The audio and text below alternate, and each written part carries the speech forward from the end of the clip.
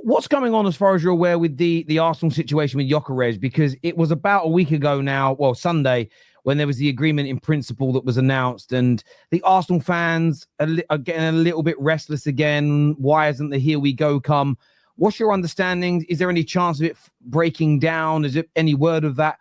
Or is it just a case of structural situations and it's on its way?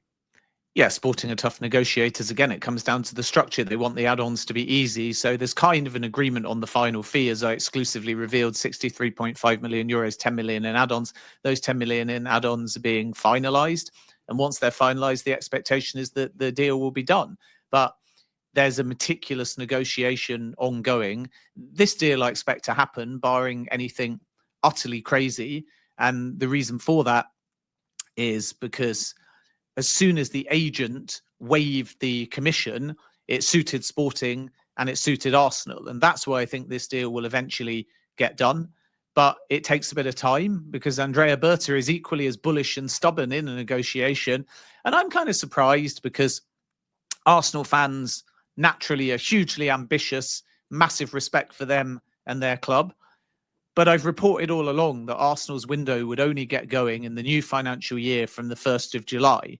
They'd lined up Zubimendi, they'd brought in Norgard, they'd secured Kepa, they've signed Noni Madueke that's only pending the official announcement. They've pretty much got Gyokeres over the line. They have Ethan Nwaneri all smoothed out now, despite a few bumps, and that's going to be a renewal. They'll likely turn their attention to a central attacking midfielder.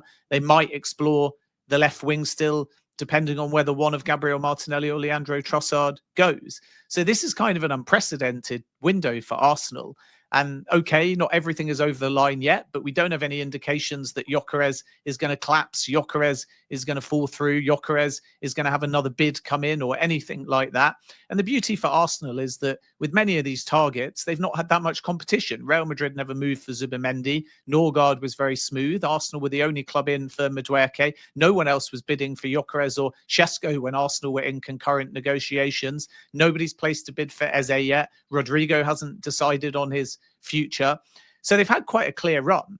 Then if you add the volume of business and what will be the total spend at the end of the window, for me, and I know I'm not an Arsenal fan and I respect supporters that are more emotion driven because maybe that's a gauge of the true reality of reading the room, whereas I'm a journalist, so I try and stay boring and neutral.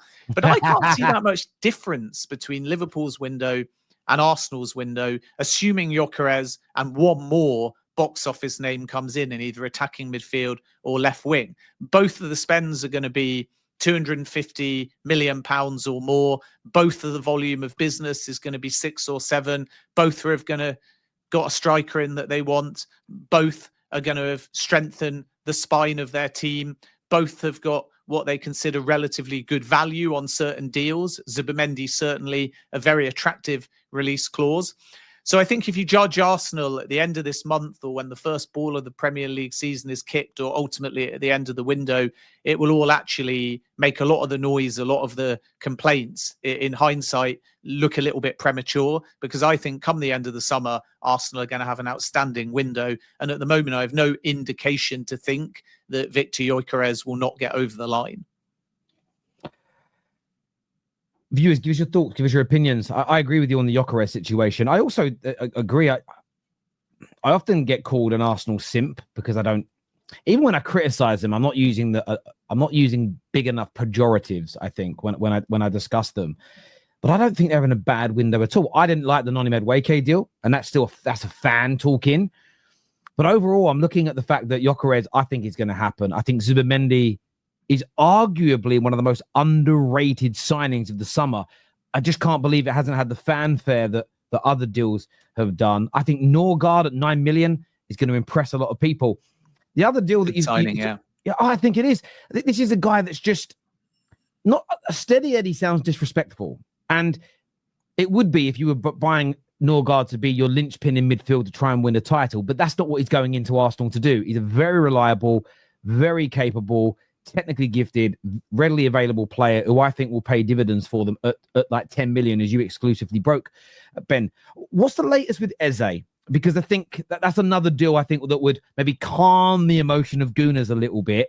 Is that something that's progressed anything? I mean, you exclusively broke on the Football Terrace, which is very kind of you. That was one to watch, and then within a week it exploded. Has that moved forward at all anymore in the last week or so since we spoke? This move forward on the player side, and I expect an approach to Crystal Palace. Timing is everything. Steve Parish has been in New York. Crystal Palace are putting together their appeal ahead of likely going to CAS. And that may impact certain things too, because if you get Europa League football, the money's a little bit different, and potentially they could point only to the release clause. Maybe if they end up in the Europa Conference League, where they are at least provisionally at the moment, there's a different financial consideration. I think Palace need to sell somebody. Their preference is Mark Gahey, because they know he's not going to renew, and therefore they'd rather sell him now and try and pull off a highly ambitious swoop for Ousmane Diomande at Sporting. With Eze and Mateta, club preference is clear. They'd like to keep them, but Eberechi Eze's got a release clause. So Arsenal are waiting for the right time to speak to Crystal Palace. And it's not necessarily, although they might, of course, a bid. It might be first a conversation as to whether this is release clause or nothing, and how genuine Palace's position is, or whether there's a little bit of scope around the release clause. Eze would be keen on a move to Arsenal. Tottenham not in the race at the moment. They've considered Eze, but it's nothing more than appreciation. And I don't think that will change unless the Morgan Gibbs-White deal falls through. So again, it's another one where Arsenal can take their time, because nobody else at the moment is bidding or trying for Eze. If a Chelsea, if a Newcastle, etc., entered the race, different story. Even Bayern have got some appreciation for Eberechi Eze, but until somebody actually goes to Palace other than Arsenal, they can kind of explore it on their own terms. So I'm expecting a conversation with Crystal Palace, and sooner rather than later, but at the moment all the contact has been on the player side. I think the other thing Arsenal need to decide is, if you've got Noni Madueke who can move to the left, and if you have Ethan Nwaneri who may get more game time through the centre as well as on the right, Arsenal need to decide what their next priority is. Is it a specialist left winger, in which case probably Martinelli or Trossard has to go?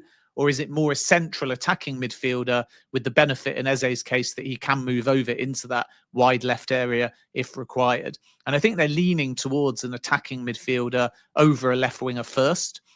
And then whether or not they add a left winger remains to be seen. Again, it might require an exit, but Noni Madueke clearly hasn't just been pitched for 52 million to come in and be Saka's backup. There's also the ability for him to switch over to that left-hand side. So it's a fluid situation, but Andrea Berta is on it. So this notion that Arsenal are being slow, this notion that Arsenal are not doing anything, is massively undermined by their volume of business already, their spend already, and the fact that Berta doesn't mess about in the market. If there's a delay, it's usually because Berta has a tactical reason for it. It's not quite as meticulous or as discreet or as tunnel vision as under Edu, who had a different way of negotiating, decided on the target, leveraged the fact that it's Arsenal, players will want to join, and had like a hyper focus.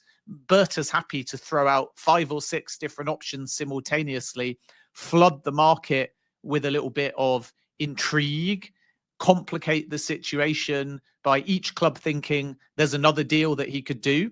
So he's got one contract in his left hand, he's got one contract in his right hand, and he's got both fists closed. And then he goes into the conversations not really showing his hand. Edu was the opposite. He'd show his hand early, they'd get player buy-in, and they'd say, we're Arsenal, we're going to get the deal done. And often he did. So there's not a right or a wrong, but this is the Berta approach. He's a bit more maverick. So the idea that he's just resting on his laurels and waiting and not doing anything, as some Arsenal fans allege, they obviously haven't seen Berta before, and they obviously haven't looked into his history at Atletico Madrid, because he doesn't sit still in the market.